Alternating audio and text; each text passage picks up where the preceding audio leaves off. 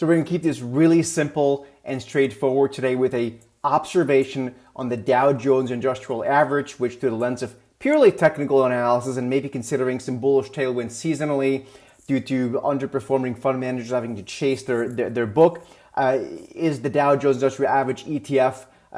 DIA is the ticker symbol. If you look at the chart, you will notice something very simple, and that is essentially an index that had found a high back in December of last year. Then it sort of matched that high in January of this year.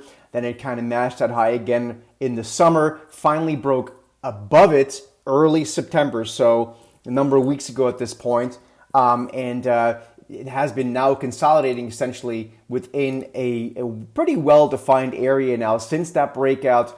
And so it begs the question that if this sort of coming back to support, right? So this coming back to this area now will lead to the next move higher is sort of the classic sort of, technical analysis 101 case.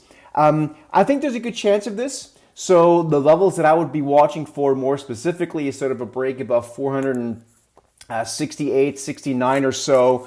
Would probably be kind of like maybe 470 to make it a simple number, kind of be the level that would sort of give final confirmation, although I think that the pulling back to support was already a lot of good confirmation. Now we really want to look for momentum now to start giving us the final confirmation, which is looking more and more promising for maybe then to move higher. So that's at least what it looks like right now. As always, markets can change quickly, so make sure that you use good risk management.